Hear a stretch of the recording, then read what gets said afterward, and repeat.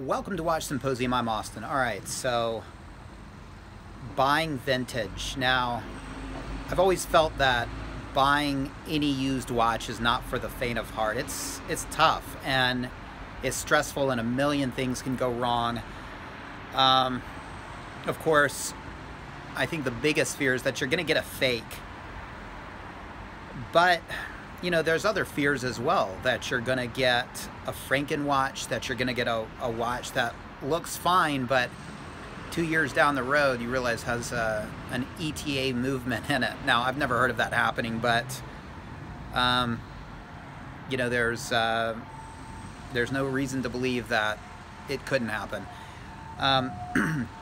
Getting a stolen watch, not getting what you thought you were getting, what was in the pictures. There's a million things that can go wrong, and that's why it's so stressful.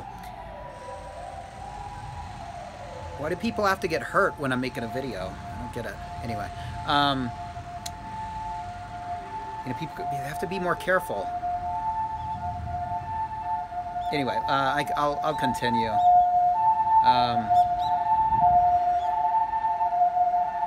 Yeah, they probably did that on purpose. But you know what? I'm not gonna redo it. I'm just gonna keep going. All right. So where was I? Yes, the used market. It's tough, and I saw an interesting thread on the Rolex Forum, which is a great place to learn about watches, of course, Rolex watches, and in this particular thread, link in the description, be sure to check it out. This gentleman, Sean, was asking about a 5513 Submariner, much like what you're looking at right now, but a predecessor to it. And, you know, the 5512 and the 5513, those are really collectible watches. I want to say it's what James Bond might have worn, but I might be wrong in saying that. But they are very collectible. So let's talk about something like a vintage 5513, like Sean laid down the money for. Well, first of all, before I go into that, let's talk about what happened to Sean, or what is happening to Sean. Well, it's an interesting thread, and you really should read it yourself. I'm not going to regurgitate it here, but you see him ask a question. You see people weigh in on the legitimacy of the dial, whether it's reloomed, repainted, and you see a man grapple with denial, and you know, you feel for him because that's an expensive watch, and well, as we'll read, link in the description, it looks like he paid for something that he didn't quite get. You know, with these old watches, the dial is a huge factor. It's basically what you're paying for. So, you know, when it's reloomed and repainted, devalues it greatly. And speaking on a personal note, there is no way I would want some dude painting a Rolex dial of mine. I don't want anything non-Rolex on there, and I don't want any non-Rolex people trying to spruce it up. Quotation marks there. If I, and this is one of the pitfalls of going pre-owned, and particularly real vintage, you know, if I were to get a refinished dial, a repainted dial, it would ruin it for me. I'd have to get rid of it. I couldn't enjoy it.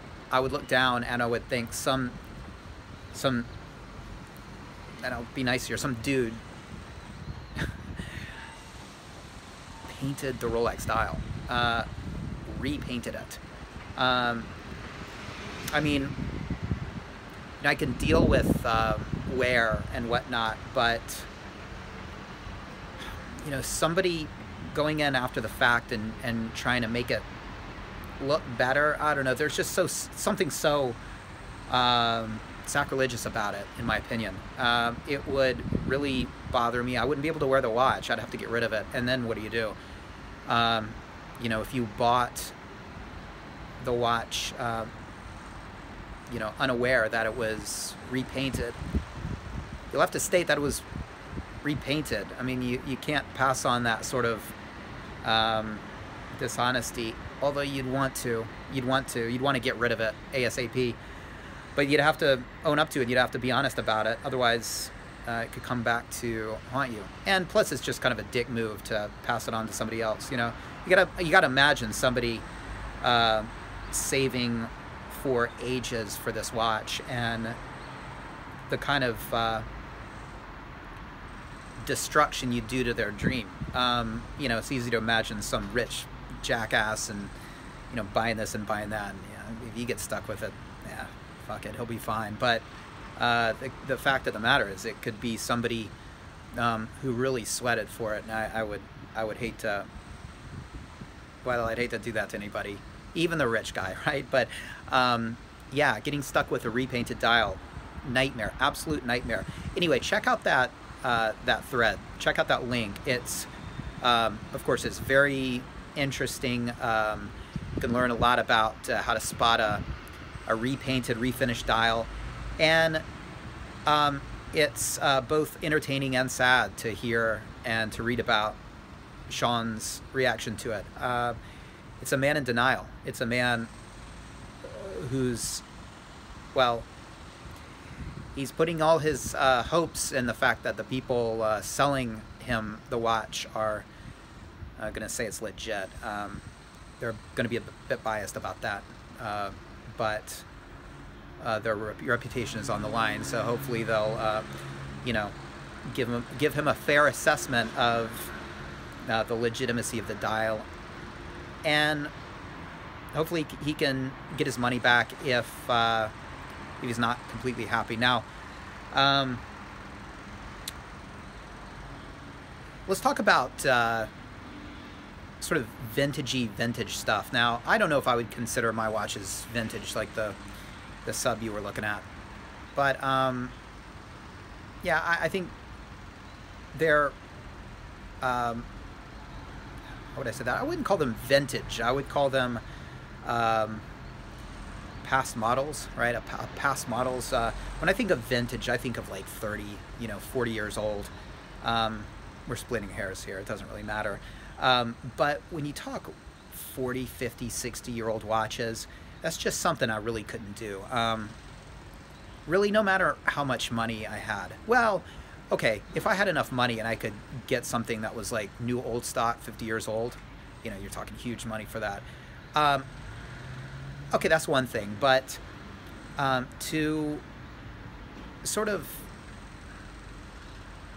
as a regular sort of non-minted person, getting into vintage, I think, is really dangerous. You really got to know what you're doing.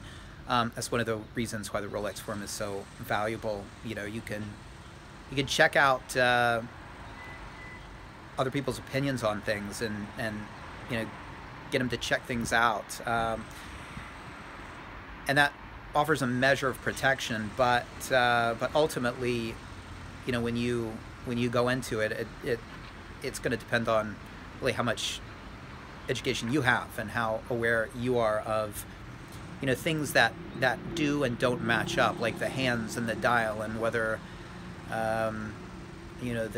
the gilt dial had the Swiss only, or whether it ever came with the Swiss made, and all of these little changes and histories of the evolution of the watch that can make it a really threatening and intimidating proposition. And I'm not cut out for it. I feel like if you see an old watch, a vintage watch, and it's beautiful, that's red flags right there. And if it's beat to hell, I feel so strange to pay top dollar for that. But if it's not all perfect looking, that's a good sign that it, you know, hasn't been refinished. So there's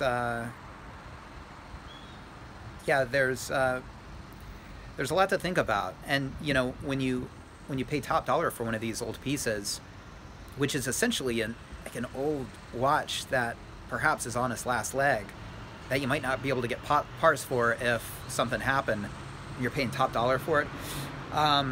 You know, I've called vintage ticking time bombs in other videos, and I can't help but think when you get to about 30, 40, 50, 60-year-old watches, you've got to expect that something might go wrong, and you got to ask yourself what you would do. And if you got the money for it, then that's one thing. And if you're willing to try and source parts and, you know, really spend the coin to keep it original, not original, but to keep it all Rolex and, you know, no third-party pieces in there, that's one thing. But it's just not quite worth it. I'm very happy with those sort of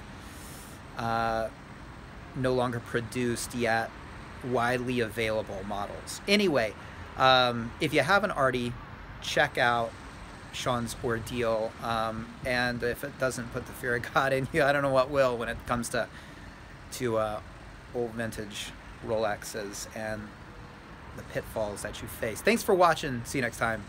Bye-bye.